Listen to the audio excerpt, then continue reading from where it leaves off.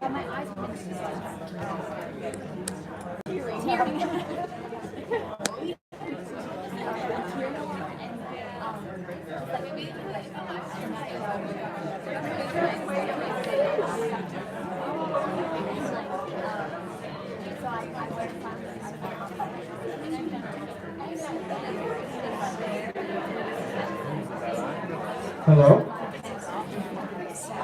Hi, everyone, and welcome.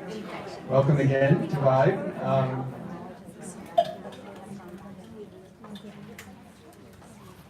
Yes. I'd like to begin this panel by acknowledging that Concordia University is located on unceded Indigenous lands. The Ganyagehaga Nation is recognized as the custodians of the lands and waters on which we gather today.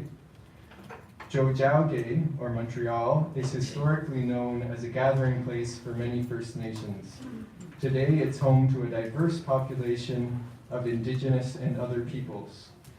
We respect the continued connections with the past, present, and future in our ongoing relationships with Indigenous and other peoples within the Montreal community. I also want to start by pointing out a few accessibility notes.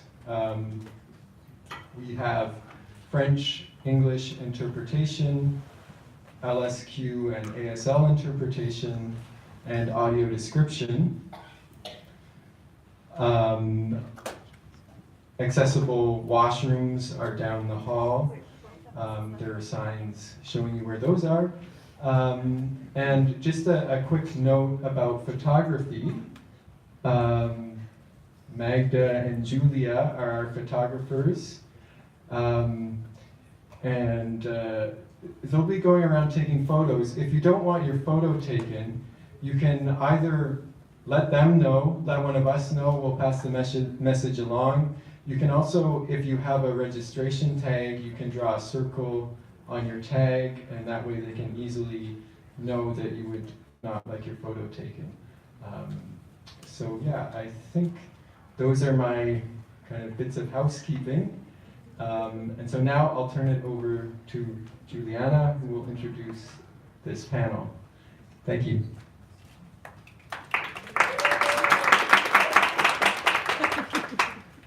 I'll welcome you as well. My name is Juliana Cucinelli. I'm an assistant professor in the Department of Education, and it's an honor to be chairing this panel, especially that I know some of the members on it.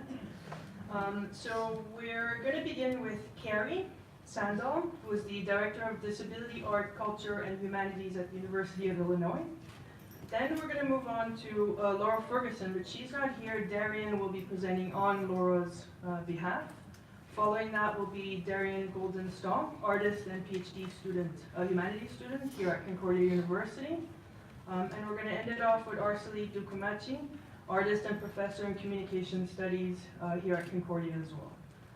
Following that, we will have a panel discussion led by Carrie. And then we're going to open up the floor to questions as well, if we have time. We should. Looking forward to this. I'm going to be sitting in the front, so occasionally you'll see my hand go up, so just ignore me. It's just for timing purposes. We want to make sure we give every panelist the same amount of time. Excellent. We'll begin with Carrie. Thank you. Is the microphone working? No, thank you. Great. All right, good morning, everyone. Thank you so much for inviting me to come from Chicago, where the weather is just as cold as it is here. I'm really pleased to be here, and I'm so excited for the events. And I especially want to thank Ash and Sam and all the organizers, but I had most of my conversations with them, and I enjoyed getting to know them a little bit and what is happening here in Canada. So I am here I'm going to give an introduction to some ideas that I thought we could use to frame the artist's work today, and that I'm hoping will help provide some stimulating conversation for thinking through the rest of the work that's going on at the conference. And then I'm going to give some theoretical framework. So I want to talk a little bit about Alison Kafer's political relational model and Margaret Price's concept of crip space-time. And I'll be explaining these more. So I'll be talking about primarily those two concepts.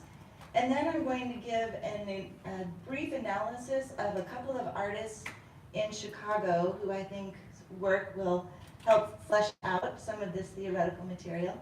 Then we'll hear from our panelists, and then we'll discuss, as much time as we have left, some of the provocations that I'm offering for the speakers today.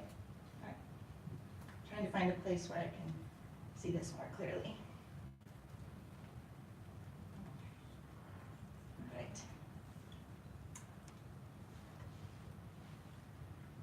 So I want to make the argument today, my overarching idea, is that disabled artists' unique relationship to space and time generate aesthetic possibilities that communicate new ways of being for both the larger society and the particular identity groups to which they belong.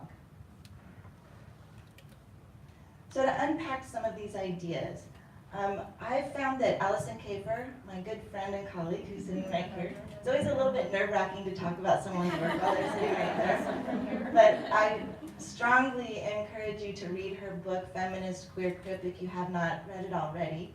It's wonderful. But there's a couple of key ideas I want to pull out that I think are really fruitful for thinking about disability aesthetics.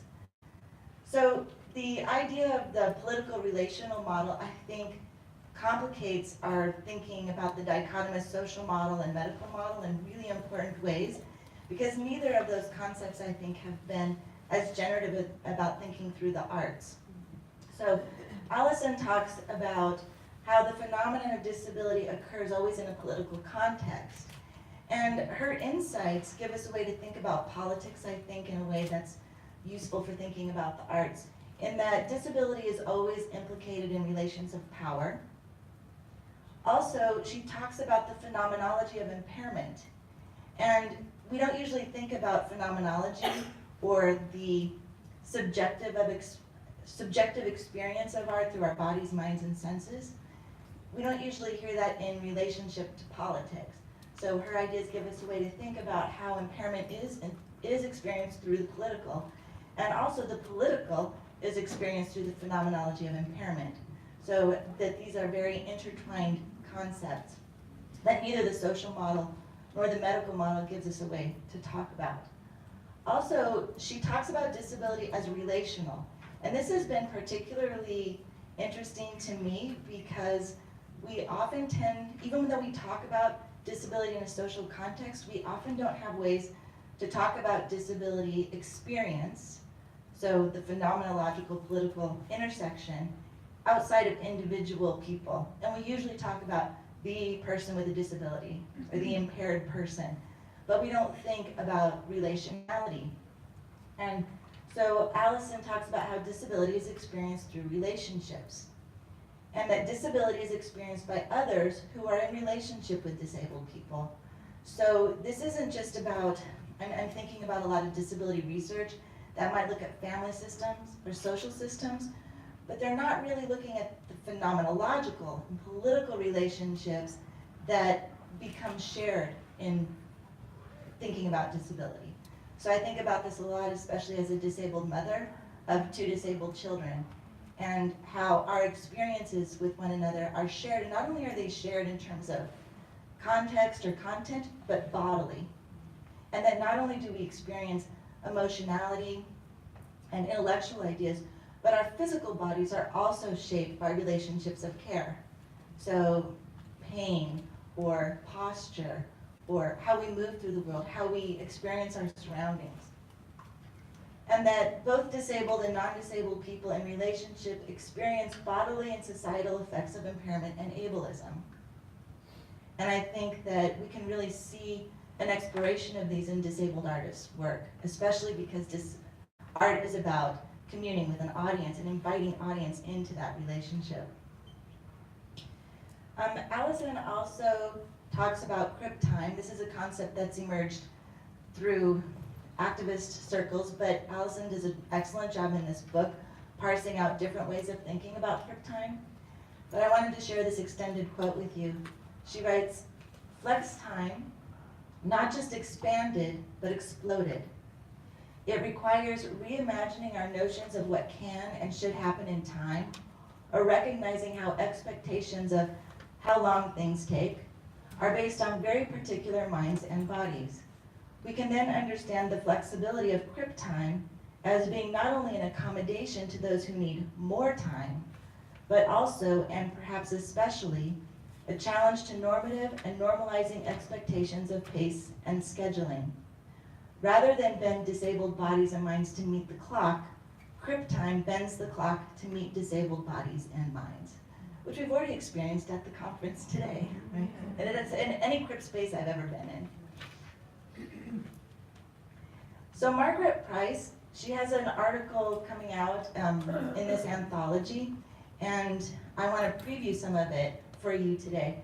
She talks about this concept of disability and accommodations in a way that I find very useful. She talks about disability as being an emergent and situational phenomenon, so that you never really know impairment.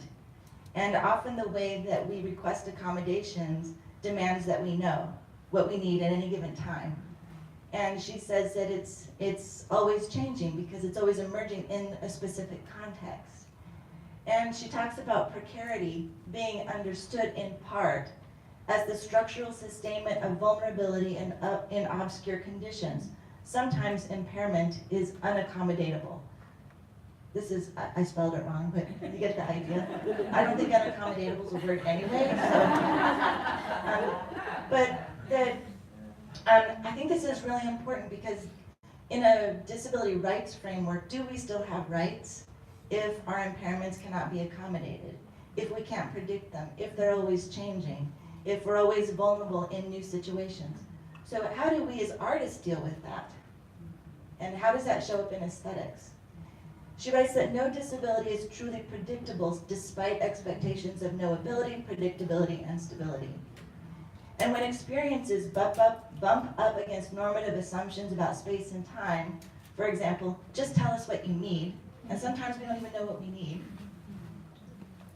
the clash of realities is painfully evident.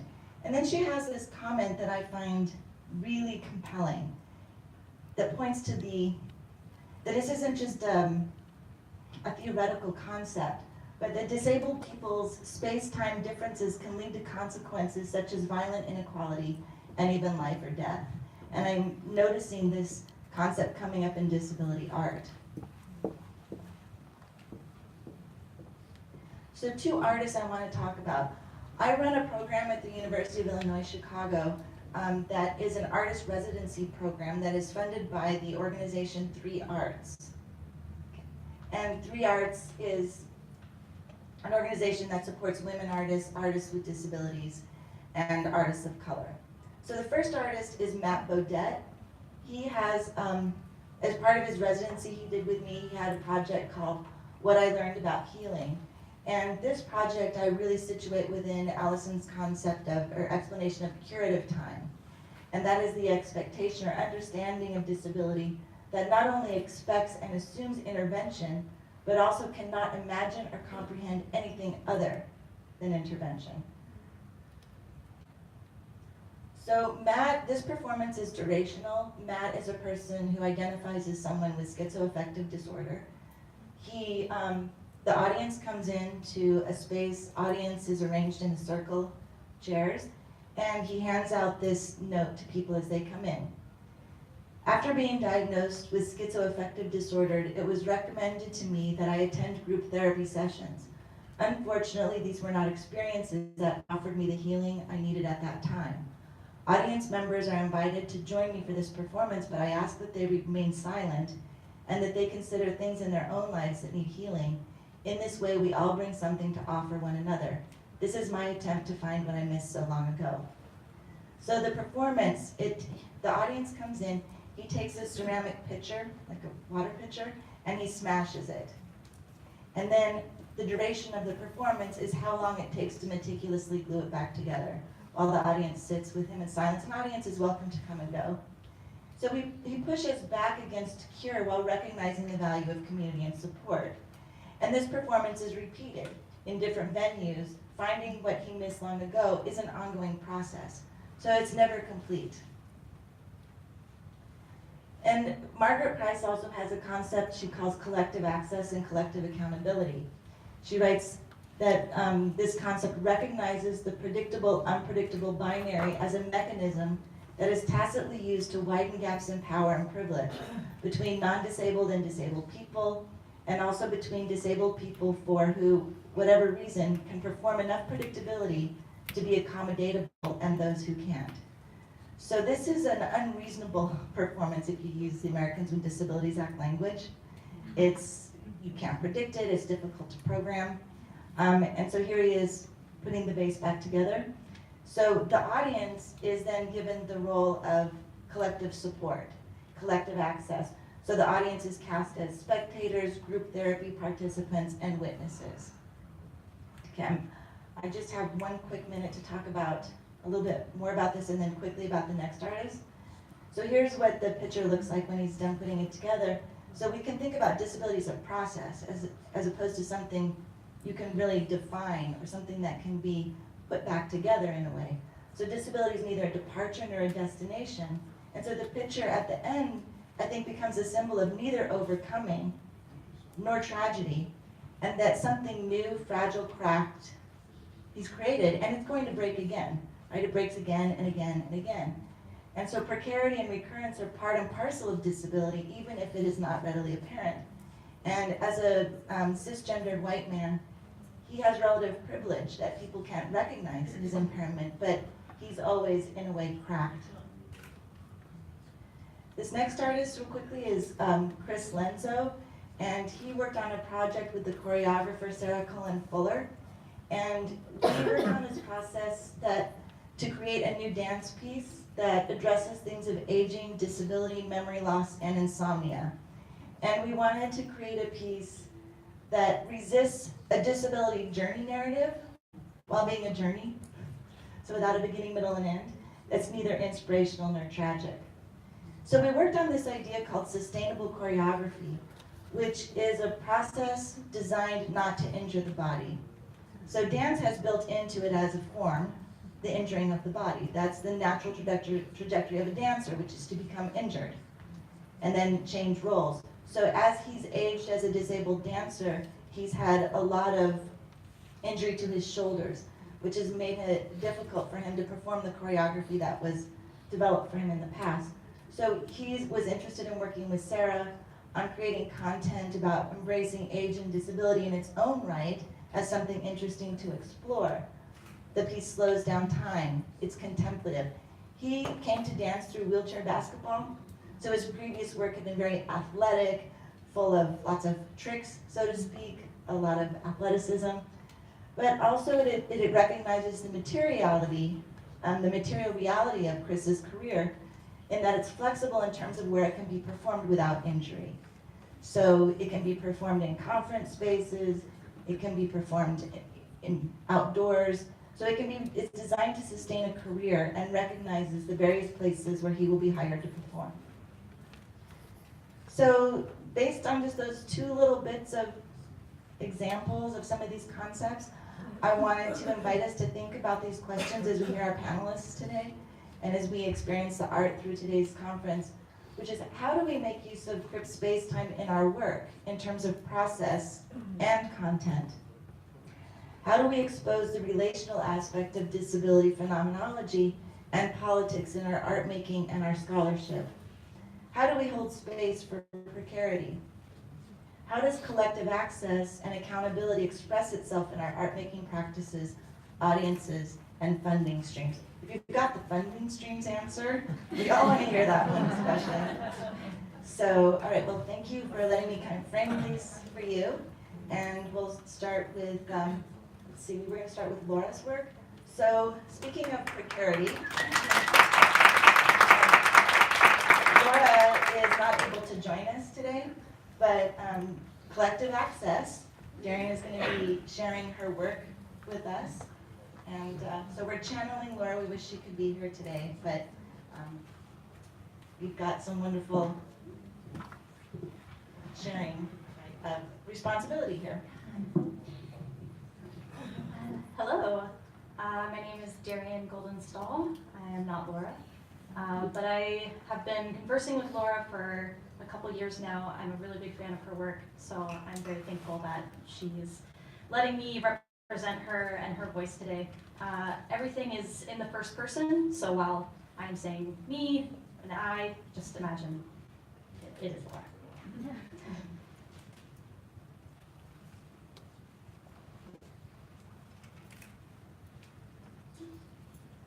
And I am Laura. We are all Laura.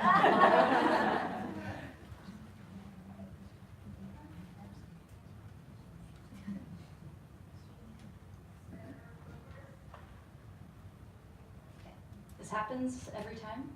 No need to panic. She has a couple of embedded videos that my older computer doesn't like the first time.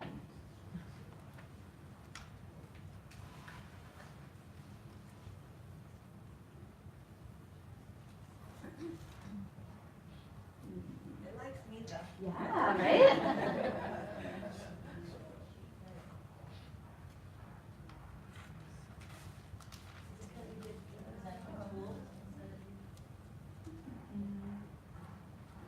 Again, no need to panic.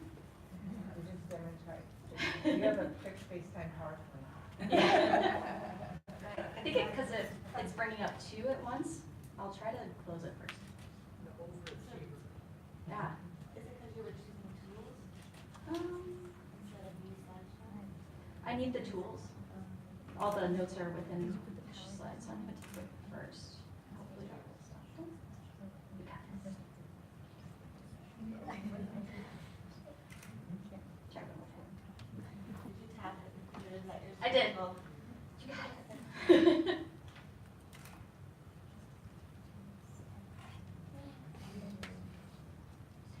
Try the presenter tool. I also have it on paper, so but it's a lot easier because there's. Okay.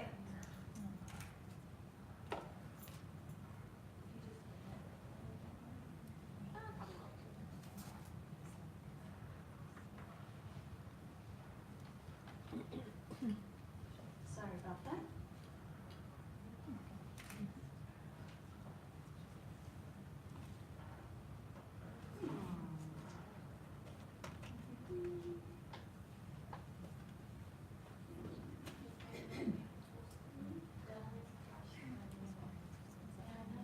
Sorry about that. That wasn't happening at home.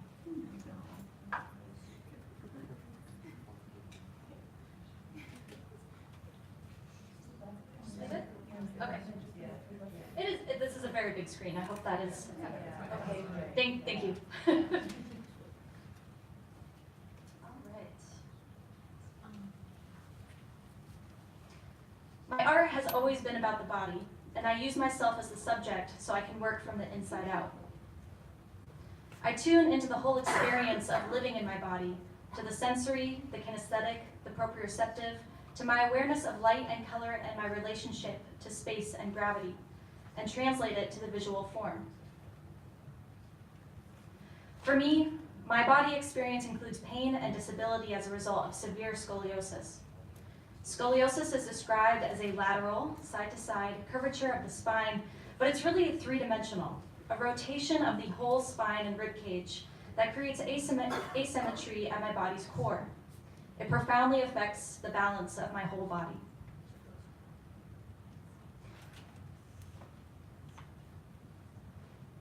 It's often the parts of ourselves that are different or damaged that intrigue us and that we're most motivated to understand, and if we are artists, to visualize. Scoliosis is a very visual condition. It's all about space and balance. It pairs beauty with deformity, and it offers many layers of meaning, which makes it a great subject for art. Let me take a moment to tell you about my artistic process.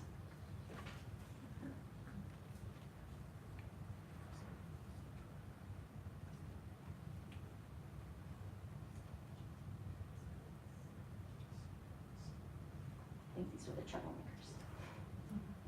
I float oil paints on water to create organic underlayers for my figurative drawings.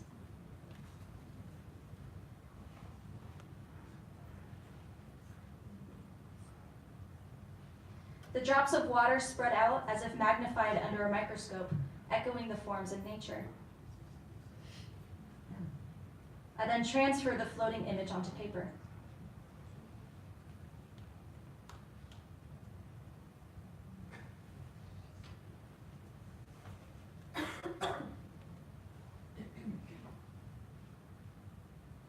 Later, when I'm ready to start drawing, I choose a paper with the right colors, energy, and flow of movement to match the image I want to draw.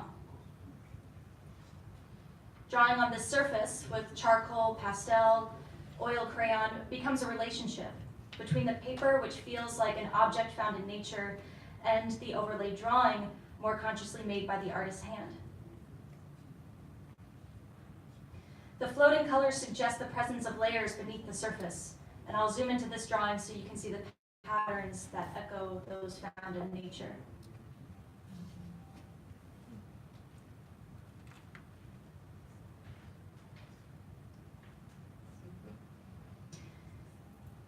Now I have to take you away from those beautiful colors and from art itself for a moment and take you back to a time when I had a spinal fusion surgery at the age of 13. I had to spend a year lying down in a full body plaster cast. This isn't me. I don't have any photographs of myself in the cast, but it looks a lot like this one, and it's called a turnbuckle. Being put in a cast was by far the most horrible thing I've ever experienced. Strapped into a kind of harness, dressed only in a thin body-hugging stockinette, then wrapped in winding cloths of wet plaster that slowly shrank as it dried, I felt a sense of constriction, of being sealed up and imprisoned. This would be a kind of torture method if it was done for anything other than a medical purpose. These pictures of early scoliosis treatment methods remind me of how I felt. Besides the physical pain and discomfort, it felt profoundly humiliating. And as these images suggest, I believe there was an undercurrent of eroticism as I became the object of gazing and touching by these doctors, who, by the way, were all men, and scoliosis patients happened to be over 90% female, and often quite young, as I was. This life-changing experience left me with the sense of giving over control of my body to doctors who, even though they were acting for my good, had often caused me pain, both physical and psychic. And none of this weirdness or suffering was ever talked about or acknowledged in any way, which I believe made it at many times worse, not just for me, but for the doctors who had to inflict it on me. After my surgery, everything seemed fine. I, emerging from my plaster shell as if a chrysalis, reveling in movement and the feel of my own skin. For 20 years, I lived a, quote, normal life. But over the years, the pressure of gravity had begun bearing down on the area below my fusion, compressing my lumbar vertebrae and the spaces where nerves emerged. Walking and standing generated pain, and the constriction of my ribcage caused problems with breathing. I was told I would have to have another surgery to have the rest of my spine fused, this time with metal rods and screws to hold it together, a huge loss of movement. Or else, the doctors told me in a voice of doom, "You'll live in pain for the rest of your life." Instead of having more surgery, I began working with movement practitioners. First with Alexander technique and later yoga, Pilates, and neuromuscular training.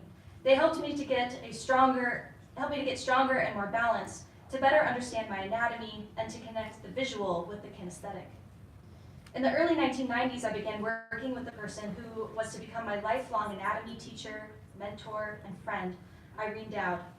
Irene's background is in dance, and she brings an artist's approach to anatomy and a focus on movement. Irene has a real human skeleton, a beautiful one, that she uses for teaching, and she invited me to draw with her. We began meeting for weekly sessions where we would lay the skeleton out and pose it like a model. And I really fell in love with the skeleton. Irene showed me how the shapes of the bones were curved and subtly spiraled to enhance options for movement, and how the marks and textures on their surface reflected the owner's lifetime of movement. In those years, I was still seeing an orthopedic surgeon, and each consultation was fraught with anxiety. As they put up the x-rays of my bones in their light boxes, I was intrigued by these shadowy and mysterious pictures of my own inner body, but I had to depend on doctors to tell me what they meant. It felt as if part of my body belonged to these doctors, and making art allowed me to regain a sense of ownership. I put one of my x-rays up in my own light box, tracing it and then working to convert its flattened black and white shapes back into three-dimensionality. In an aha moment, an idea came to me, to undertake an artistic inquiry into my own body and its unusual anatomy. Disability was making it hard for me to be out in the world, so why not focus on what was close at hand? My body was available to me, a nude in the classical tradition with a flawed, but perhaps more intriguing kind of beauty. That made it, in the words of medical ethicist Alison Drager, an exquisitely subversive subject for art. I felt a compelling need to tell my story, to feel understood, to break through the isolation that differentness and disability were making me feel. I hoped that by exploring the experience of one individual, I could speak to the universal experiences of inhabiting the human body and bring viewers to a deeper sense of connection with their own unique inner spaces. I began working with doctors to have medical images made specifically for the purpose of art, and this began a huge change in our relationship. As an artist and a fellow professional, I felt respected and seen in a way I never had as a patient. This x-ray was the first, and it felt empowering to be in charge. I insisted in keeping my earrings and gold chain on, which made me feel triumphant, and made the x-ray more personal. It was a powerful and emotive experience for me to draw my scar and my, quote, deformity, giving myself permission to explore territory I had long kept private, and to some extent, even kept hidden from myself.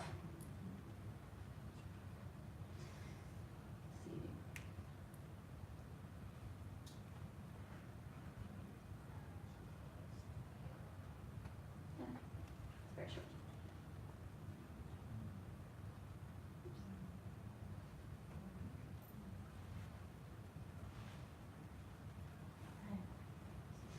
But my anatomy was extremely complicated, and x-rays took me only so far. Soon I was searching for more three-dimensional medical imaging technology, and in 2000, thanks to Dr. Andrew Litt at the NYU School of Medicine, I was able to have a spiral CT scan with 3D volume rendering. Being able to visualize my skeleton in all its 3D complexity allowed me to inhabit my body more fully and more consciously, and draw it in more dynamic poses. When I first looked for images of my own curving spine, the only ones I found showed scoliosis at its most unattractive. A figure awkwardly bending forward, appearing exaggeratingly hunchbacked. Those of us with unusual anatomies feel an implied judgment when our differences are seen in this way. It's an aesthetic of ugliness that equates to defectiveness.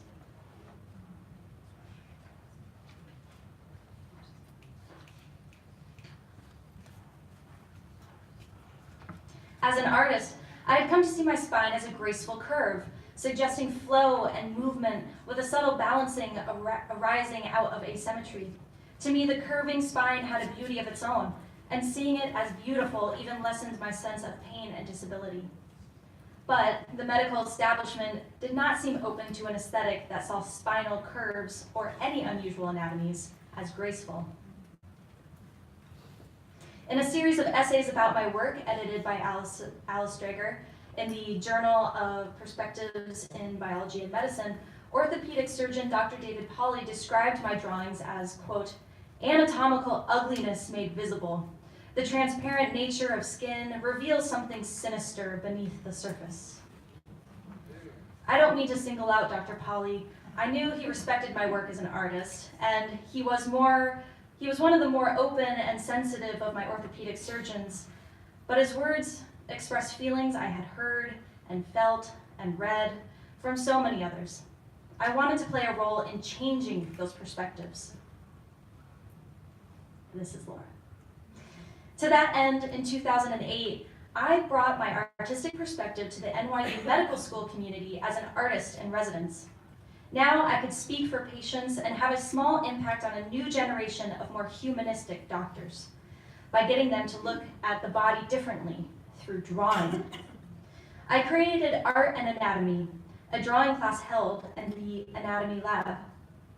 To me, the Anatomy Lab is representing true humanism, an incredible opportunity to see a great variety of real human bodies donated for us to learn from. But the dissection of a cadaver begins a process of emotional detachment for many med students. They have to do something that in any other context would be considered a desecration, their first experience of hurting to heal. And as with my childhood experience, the necessity for hurting is usually not acknowledged, but it causes discomfort all the same, like all unacknowledged things. Since drawing is not invasive and involves only looking, it can help students have a more engaged and positive experience in the Anatomy Lab. They can express some of their complicated feelings through drawing.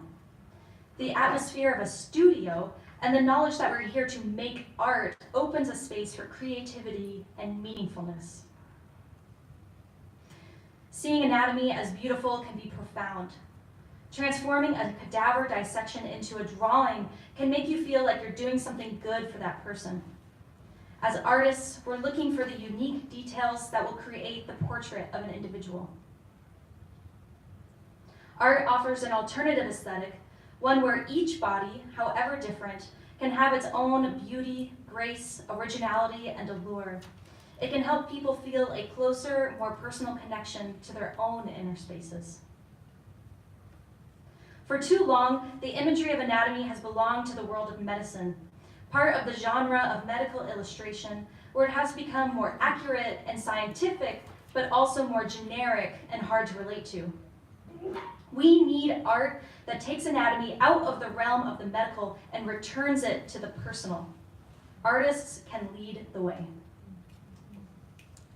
Thank you. This is her website. I really encourage everyone to go and check it out. She has a couple of videos on the art and anatomy class that she runs. And also this is an image of her book that is very, very recently published that goes into the whole class. And I own a copy here up front, and I'm happy to let people peruse it. Thank you.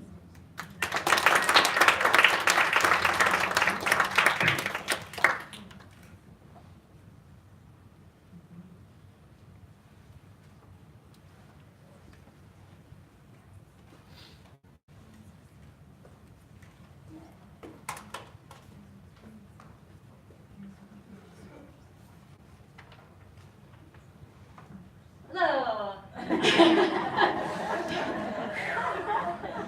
I'm Darian Goldin Stahl. Thank you for coming out this morning. I'd like to thank Hexagram for their sponsorship of the artwork that I am about to talk with you all about today. And thank you for all the organizers, and it is an honor to be on this panel this morning.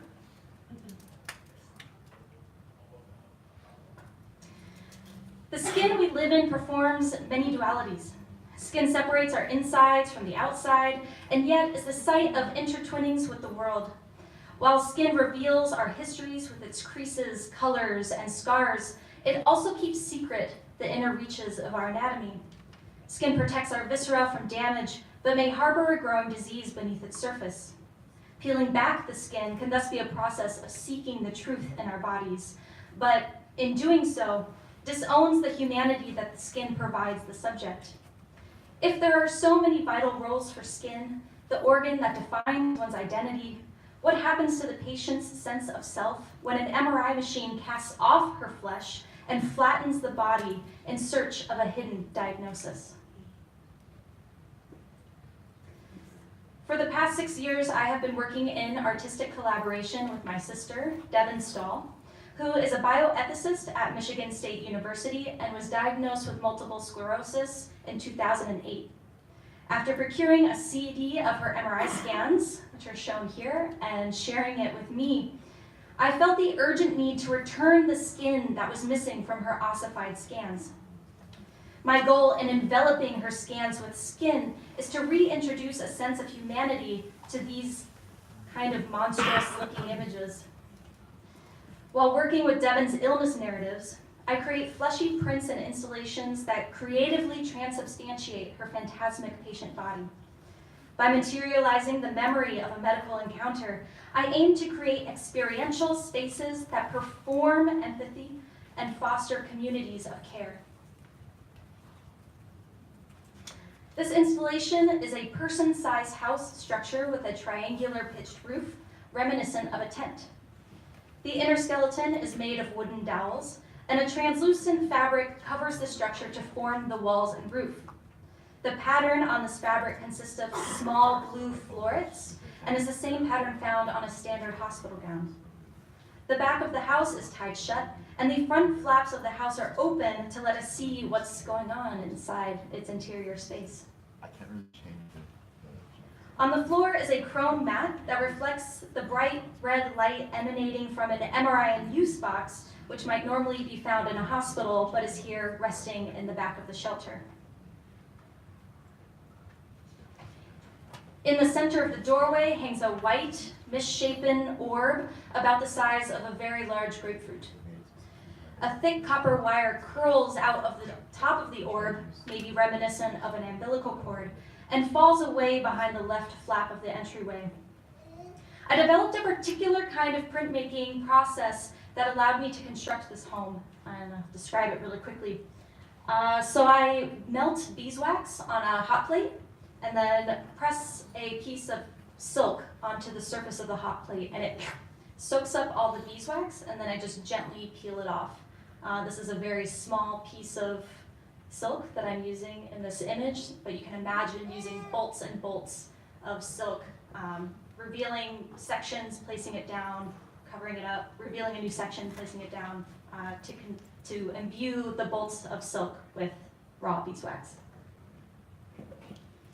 To get the image onto the surface of the wax is a process of rubbing toner, and then the beeswax is able to hold that toner in its surface. And each floret requires about 10 seconds of very vigorous rubbing for the wax to hold on. So the thousands and thousands of florets that ended up on the house took a very long time.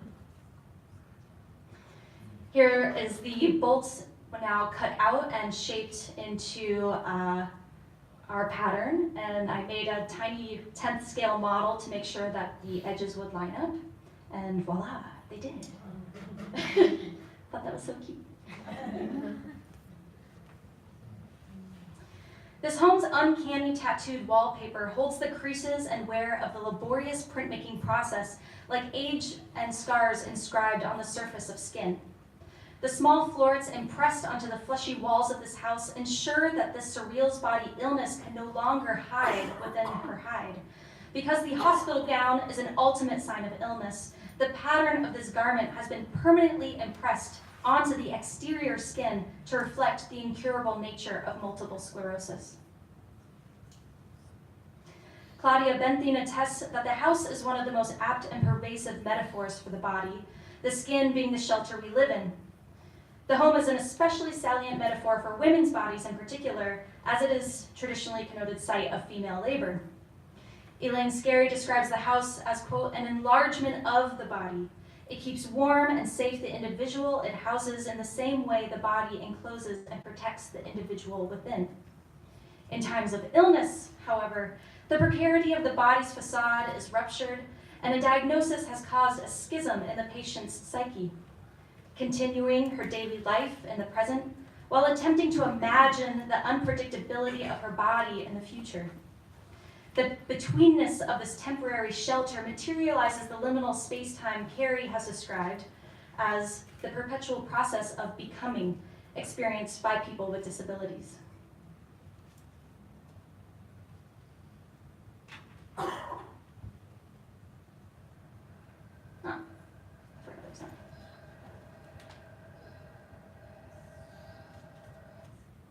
you all can go there and check that out.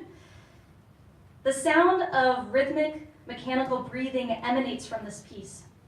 The sound is taken from an idling MRI machine and slowed down to resemble an anxious human breath. Upon investigation, the sound is emanating from the grotesque white orb that floats precariously in the doorway. This melting, malformed globe is the externalization of the bright lesions found in my sister's MRI scans. Holding the orb, one can find that it vibrates in time with its resonance. The viewers are all invited to gently hold this object, which imparts a sympathetic shudder up the limbs of every curious caretaker. An opportunity for wellness prevails through this installation's pleasant beeswax aroma. The fragrant home calms an otherwise troubled gallery space by evoking pleasurable memories associated with the familiar scent of honey. The aroma is also performing the bygone medicinal practice of curative miasma, or vaporized matter that enters the body through smell. Inhaling a sweet fragrance was believed to halt the spread of harmful miasma and overpower the disease it carried. As red light and sound fill the gallery space, this scent is also a world-building expansion of the body whose honey perfume seeks to provide well-being for those within its reach. This home's multisensory, phenomenological engagement with viewers decenters linguistic expression as the predominant mode of transferring knowledge and experience. Especially in moments of distress, words can easily fail us. In her own experiences of being an ill patient, Jackie Stacy's book Teratologies describes the need for a stepping stone between silence and openness, between turning away and being with, because illness can be too terrifying a thing to acknowledge directly. I believe fine art can be one of the most powerful and effective stepping stones to identification. By materializing illness through ethical artworks, difference becomes an object that can be seen, heard, held, inhaled, and otherwise fill the lacunae between subject and audience. When an illness is hidden within the depths of the body, it is necessary for biomedical imaging technologies to cast off the skin and reveal the hidden signs of disease. The exposed and fleshless patient must then rebuild her identity without the guidance of contemporary medicine. The patient may attempt to thicken, double, or layer her skin to counter the digital flaying performed by imaging machines. However, while a thick skin protects our inner selves, it may keep us from forming intimate connections with others. Therefore, the open door and sensory engagement of this home creates a milieu between exposure and concealment, one where skin becomes a site of mingling and exchange while still providing identity and shelter.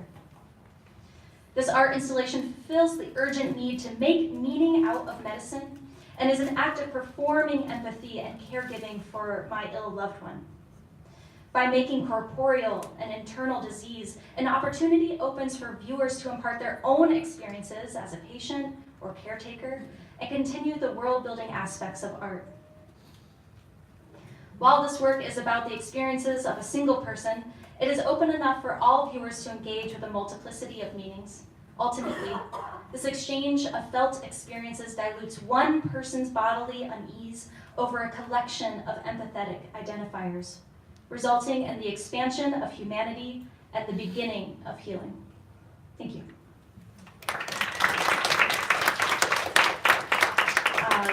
Laura Ferguson and my artwork is featured together in this book, and I also have copies of it if people would like to take a look. Thank you.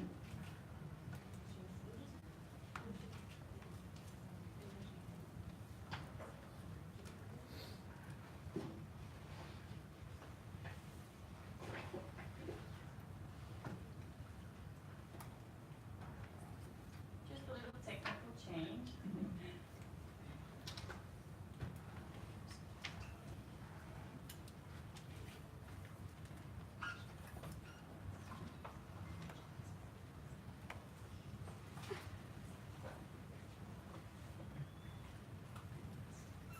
So we can want to brighten beaches.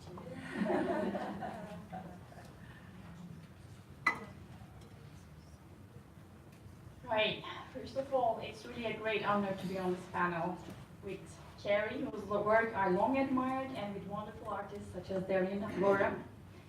And I would like to thank everyone for today coming and to the organizers for this wonderful event.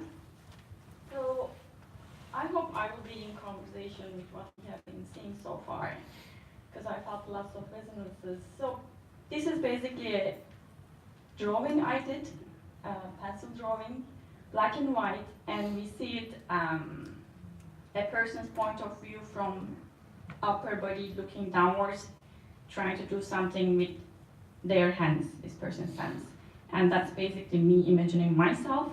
And the title of the painting says, "The Art of Zipping Up."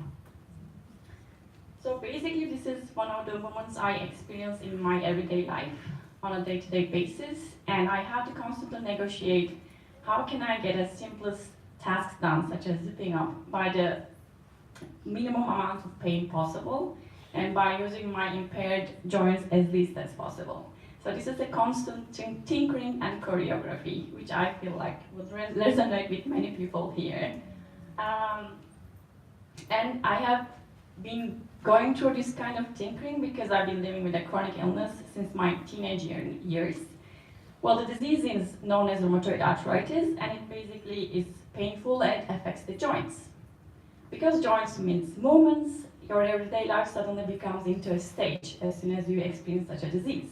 And you have to constantly choreograph the dance of avoiding pain. So this kind of pushed me into this project. And we have so far been seeing through Carrie's wonderful examples, excuse me, of disability performance as it takes place on stage or site. What I'm interested in my work is these creative moments, these kind of very inventive moments that happens in the most mundane moments of everyday life. Really hidden in the corners of everyday life, but when everyday life itself becomes a stage, whether there are actors or participants present or not.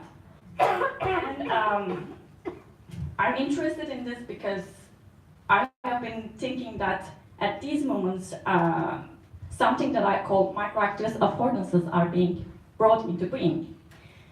And this is a project that has been coming out of a 10-year of thinking and living with disability and working with disabled people. I have done 2 long-term ethnographic projects. One was in Turkey and Quebec, where I've been working with people. Excuse me, I'm losing my voice. It will come back. So I've been working with people who have invisible disabilities related to kind of disabilities I'm experiencing, filming their everyday life and their everyday experiences. In another project, I have been working with people who have different kinds of disabilities, sensory and mobility related, and how they are moving through their urban environments and the city.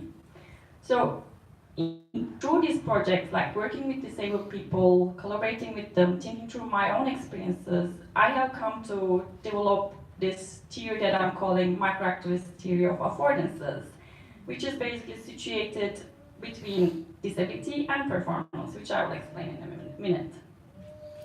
So this can give you a little bit of an idea. I just changed the slide. Right now we are seeing a colored picture where a person is holding a spoon in a very creative way. The spoon's handle is clasped between the index finger and the pinky. Basically, the affordances is a term that I didn't make up. Of course, it's coming from ecological psychology, developed by James Gibson. It's now a rather old term, like coming from the 70s. And when Gibson proposed it in ecological psychology, he proposed a term to refer to action possibilities that emerge through the mutuality of body-environment relations. So there's his theory, but what I'm interested in is like, okay, what happens when that mutuality cannot be found in the given order of things? And what happens thereafter? And I actually would like to propose an ecological definition of disability. We experience disability when the environment shrinks in its affordance possibilities. Whether it's because of ableism, infrastructural barriers, whether because there's chronic illness, pain, fatigue, all the issues you have been also raising wonderfully, in all these cases, we somehow experience the environment as narrowing down in its affordances. And when I say this, I do not mean to evoke any loss or medical model of disability, I'm really here thinking along the lines of Alison Kafer, when she basically said that we have to think about reckon with loss, limitation, and functioning, frustration. Like kind of not just admit to this loss and limitation, but also take this failure and loss as a ground for theory itself. So I would like to be in conversation with you, Alison, when I propose the theory of microactivist affordances. Because when this happens, I think, when you experience the environment as shrinking down in its possibilities, this space of performance opens up. Really this improvisatory, creative space that allows you to see all the surfaces and substances surrounding you. Whether it's a chair, it's a table, whether it's a mic, in totally different action possibilities, making them afford the action possibilities that they did not initially seem to afford. And I'll show you just a few video clips from my ethnographies from Turkey and Quebec, which will kind of illustrate the microactivist affordances. People are much better than illustrating and me trying to explain it in words. So.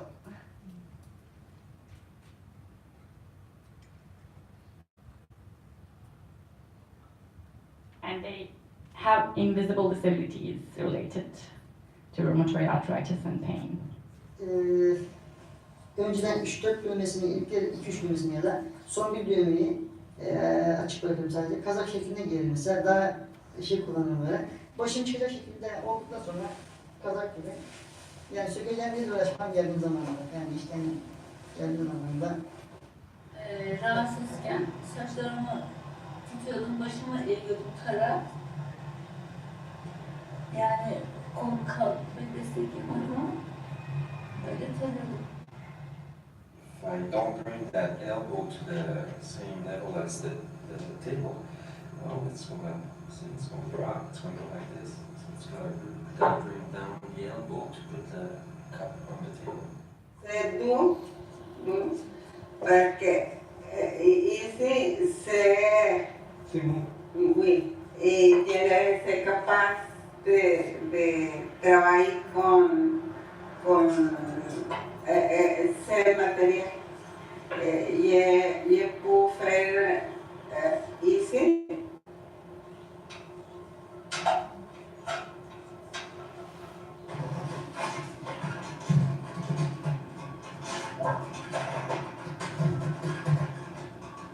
Yapmış bu kadar.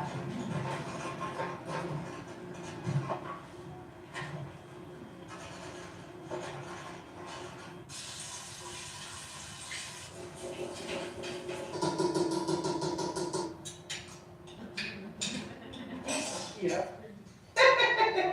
We're very useful. You can have large or small. Okay. Mesela o gün 2 dizim ağrıyordu. Burayı tutuyorum. Böyle bak şimdi. Böyle önce şunları buraya koymaya çalışıyorum. Sonra yani bir türlü şuradan kalk. Buna destek olun yok. Buna döndüm. Burada da bileğim ağrıyor.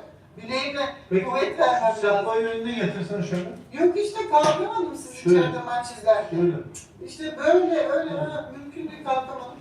En şey böyle, şimdi bugün tabii kalkamıyorum. Şöyle yaptım o gün. Ondan sonra yani yapamadım, önce böyle. Bir türlü bu dizimi döndüremedim, ondan sonra buradan şu dizimden kuvvet aldım, böylece kalktım yani. Yeah, there's lots more. Let me go back to the slides. So these are what I've been theorizing as microactivist affordances. Upon facing the limits of the environment, what the environment currently affords, disabled people may begin moving, sensing, and behaving in such ingenious ways that they bring affordances into life that we would not have otherwise thought about. So these are not just another body technique, not just another way of doing things differently, for the same reason that we do not call the performances of actors on stage as such. These are actually bringing otherwise unimaginable action possibilities into life, things that we do not initially have thought about. I define microactivist affordances as micro, unfinished, and oftentimes ephemeral acts of world building, in which disabled people literally make up for what the environment fails to afford to them readily and conveniently. This is what microactivist affordances are all about. And just to give you what I mean by how disabled people make up things that don't exist. These are the tools that you can access through occupational therapists and social workers and adapted device stores, elongated comb and button hook. None of my participants in this image had these tools.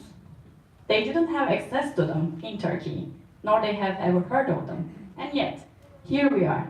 They were able to imagine the affordances of these tools in and through their performances, in that creative space of performance. They have foreseen other ways of occupying the same space, other ways of being and affording in the same space. So this is what I have been thinking about as making activist affordances. And of course, one might say, what is activist about this? Well, it depends on how we define activism. So if we limit activism to fight for civil rights, removal of barriers, and celebratory activities taking place on streets with high visibility, then you would not understand what's activist about these action possibilities. But if we define activism in terms of bringing new disability worlds into life, to use Fagensberg and Rainer Rapp's wonderful concept, and occupying new niches that have not previously been occupied, then we can start to understand what could be activist about these moments and behaviors and being in the everyday. Because people literally bring into life other ways of being and otherwise unimaginable affordances through such very ephemeral and oftentimes invisible affordances. And this is the reason why I'm hoping to contribute to disability studies with currently the manuscript I'm working on, Microactivist Theory of Affordances, to have a better and newer understanding of activism really. What we mean by activism and how it can be done, in what situations and how we define it. And who gets to do activism under what conditions? And what are the forms of activism that goes unnoticed, invisible, and sometimes not even given credit for in the everyday life? And what kind of new theories and thinking we could propose to make them more visible and noticeable? So thank you.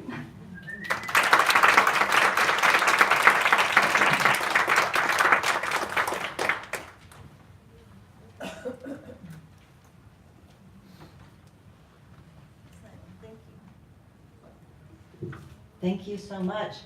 What a wonderful set of papers and conversations, and I see so many ways that the work is speaking to each other. So I wanted to open up with, now that we've heard them all together, some of your thoughts on maybe some connections or new ideas that might have emerged through engaging with the panelists' work.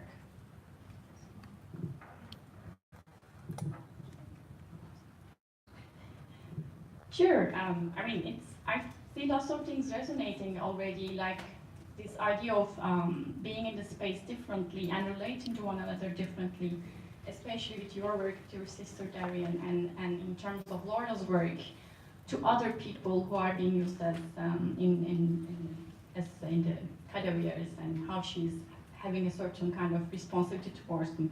What I would like to think about is that, just as a question for everyone here, and especially my fellow panelists, what is the relationship between ethics and politics here that you see here? Because every kind of politics that we have been kind of addressing has been starting from kind of a very ethical standpoint, I felt.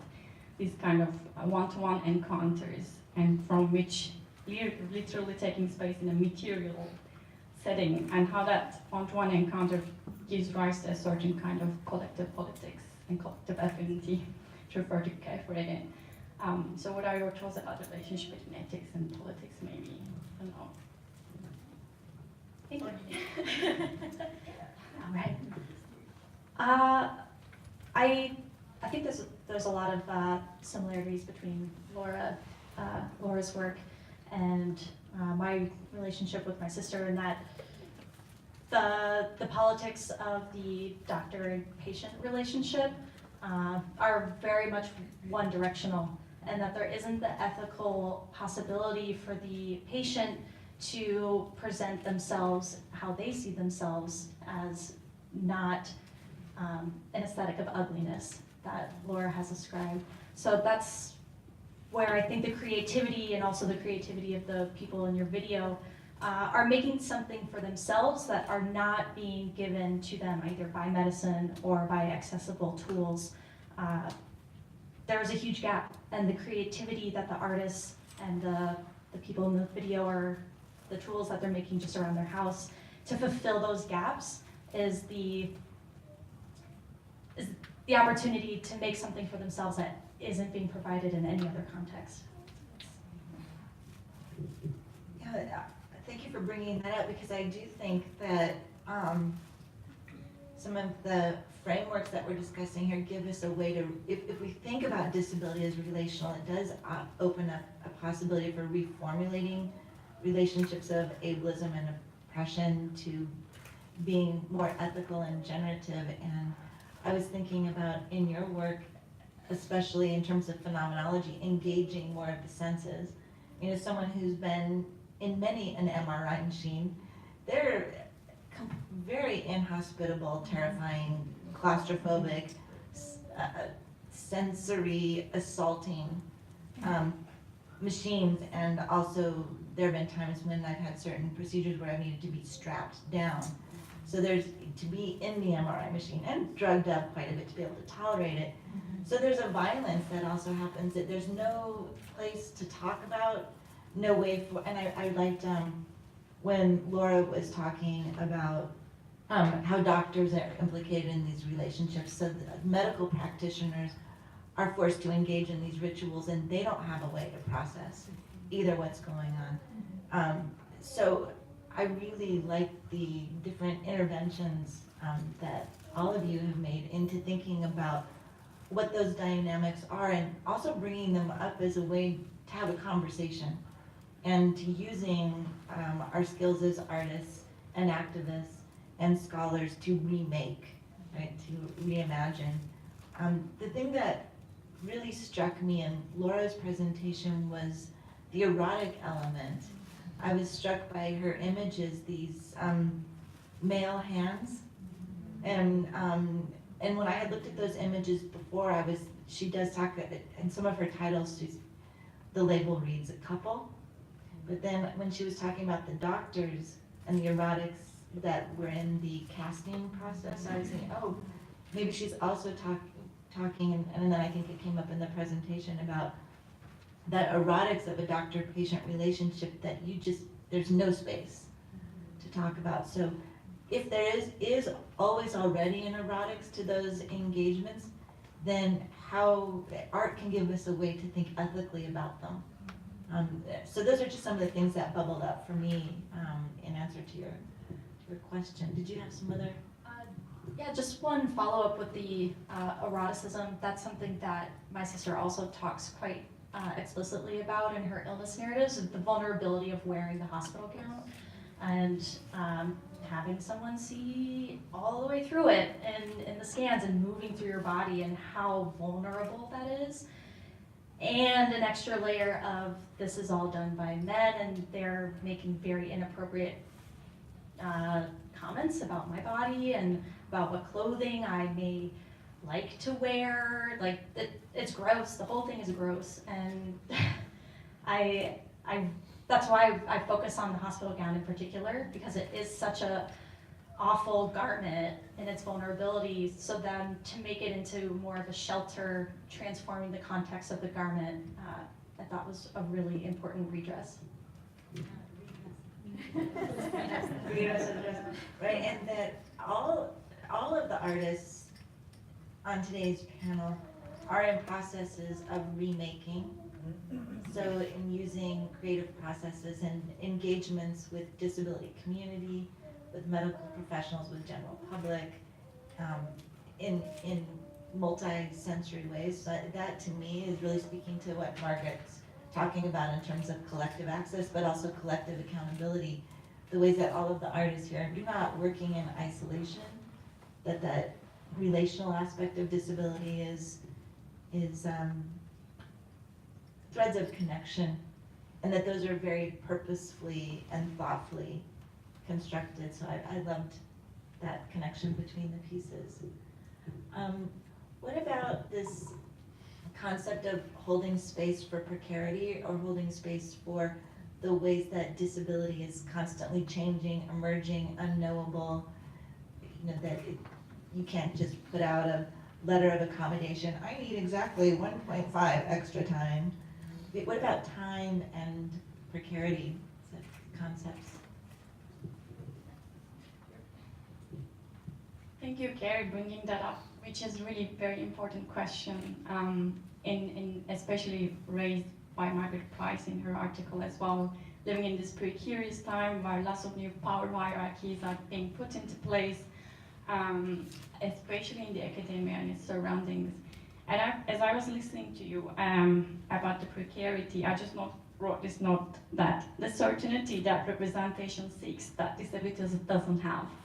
That's what I've been thinking about, this precarity, like representation, whether it is numbers, the numbers that are given to disabled people when they are seeking disability benefit claims, or when they are trying to have access to healthcare, the numbers that seek people to be quantifiable, their disabilities to be quantifiable, to be worthy of being accommodated, being paid for, having access to healthcare.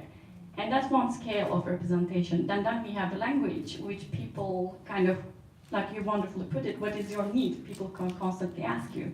That's the kind of certainty that language seeks, which disability and disabled people not all the times have. I have a need now, and it might change in an hour. So this kind of fluctuation and and of knowing that disability doesn't know, and I think it's a really creative tension to think about, especially in these moments where everything wants certainty, where everything wants quantifiability. The non-quantifiable aspect of disability is where to start doing kind of creative and artistic interventions. That's my feeling of it. That's what has been resonating through the papers as well, with especially your engagements with medical settings, with Laura's engagements as well. But in my work, I'm very interested in the cyclical process of disability. So with MS, it's characterized as relapses and remissions. So this constant on and off and invisibility, and then being felt, and then perhaps being visible again, and never quite knowing, not just from day to day, but also year after year, how things will progress, and then if they will, or is this remission going to last for forever? And it's just so unpredictable that in a lot of my artwork, I have this undercurrent of stress, that it might not be overpowering, like this noise isn't, it's not in your face, it's not really scary, but it is repetitive, and it's always there, it's always like breathing in and breathing out again. So that's how I'm representing the time, the cyclical unpredictability. I really loved how you transformed the sound of the MRI into a human breath. That's just really lovely. I'm gonna think of that next time I'm in the MRI machine. It's just, I think it makes human again the technology, and that the technology is a creation of human beings, and that there is a breath to a machine because our bodies are in the machine. It's a relationship between bodies and machine as well. So I really thank you for that. So I'm noticing that we're out of time. Do we have time for maybe one or two comments from the audience? Okay. So would someone run a mic? Please, you do use the mic for access. Give this one. Okay, thanks. Any questions? And there's some over here. Well, it's our question. Question, comment, reflection. Yeah, my question is a sort of ancillary to this, just the very moving work that you produce and discuss. I'm wondering, I'm not a student of disability studies, although I've been in university and around very, very close colleagues who are. But I'm wondering about the literature, the research on children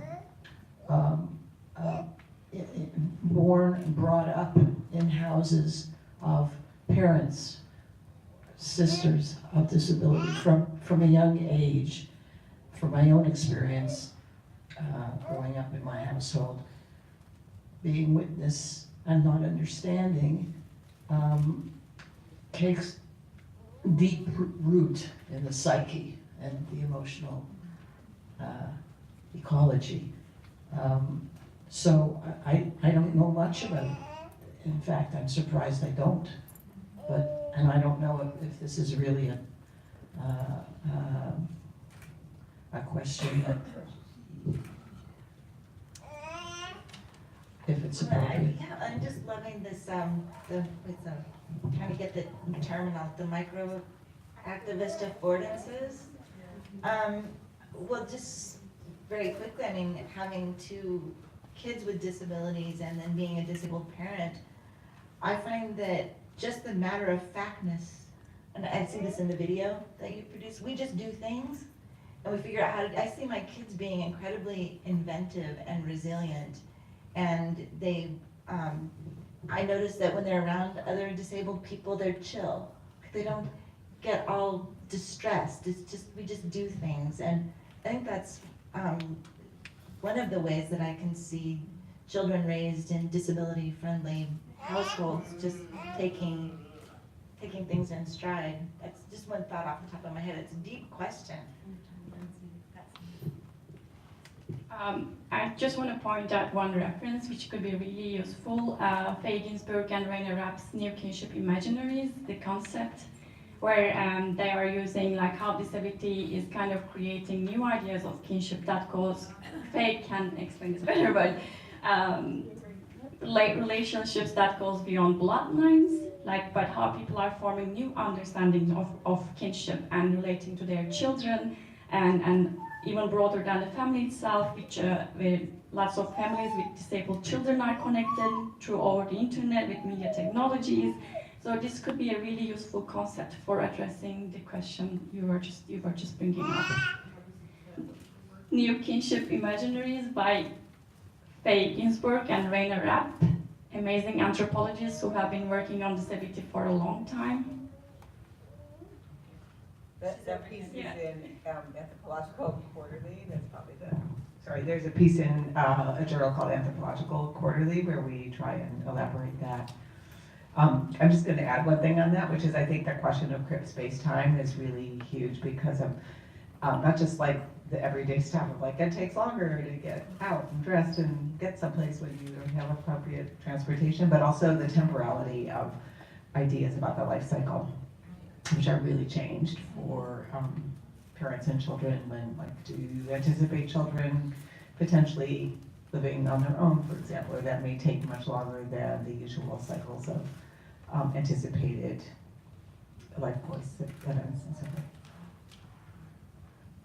And I want to thank you. I just want to thank you all because I think the idea of a disability imaginary is so productive across all these domains where, you know, the boundaries between medicine, art, everyday life, and activism are so wonderfully disrupted.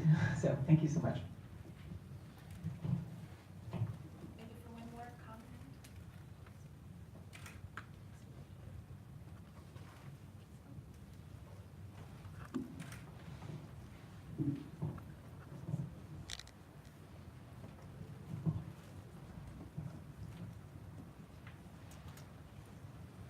I'm witnessing the panel through the interpretation, so perhaps my question will be, I'm sorry, I forgot your name, the one sitting in the middle. Darian. Perfect. You were speaking about, I believe, an author specifically that was referencing that there were medical students who were had a relationship with a cadaver, and that there was a repetitive movement going on, and there was something, I'm not sure if I totally got what was happening there, if this was more of a personal experience that you witnessed or something that was present in someone's research. Thank you. That is Laura Ferguson's skeleton that she was drawing It's a real human skeleton, and she could see the repetitive motions that that person had in life based on the wear of the bones of the skeleton. And I have the book here if you would like to take a look at it.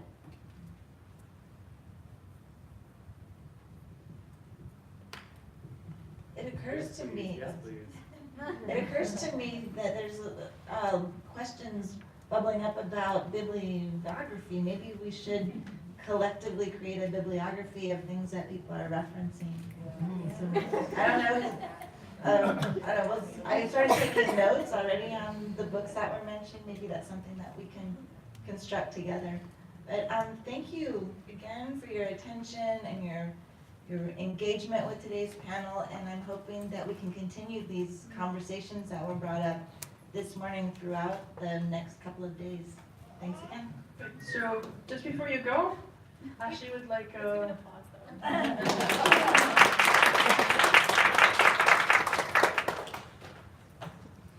First off, this is Ash speaking. Thank you so much. We just, before we begin lunch, we just wanted to really acknowledge this panel. Carrie, thank you so much for coming in. This was really special. Darian, who's been working so hard, who created our logo, did such a great job. Darian kind of came in, and so we were really happy. And also just Arseli, who's our incoming nominee for the Canadian Chair of Critical Disability Studies and Technologies. So it's really exciting. And Juliana, who's a big part of our cluster, the Participatory Media Cluster. Thank you so much for chairing. You can see G's, call her G. You can see one of G's pieces actually in the art space. And also just note the Vibrations exhibition is going to be open all day. So if you're like, I want to miss a panel, I want to go check it out, I need a quiet space, you can go there. We also have a quiet space here, which is right beside the lunch space. There's a little fluorescent light, so I apologize, we can't get rid of that. But it's a nice quiet space, and we can shut the door. Just as you continue down that hallway, you turn left, that's our lunch space. But you can stay in here. Wherever you want to eat, eat. Okay? There's lots of sandwiches, there's vegan options, and there's some gluten-free bread, but I kindly ask, if you are not gluten sensitive, leave it for the folks that are, because we're limited. There's tasty cupcakes, but the problem is those cupcakes are vegan and gluten-free, so those are meant for those folks. So just be patient. But there's brownies and everything. And I also just wanted to also give a personal shout out to Kim. Kim came in last night from Germany. So kudos to Kim. Thank you so much for everything. And that's it. So enjoy lunch. Go grab some lunch. We have attendance if you need anything. And thanks so much.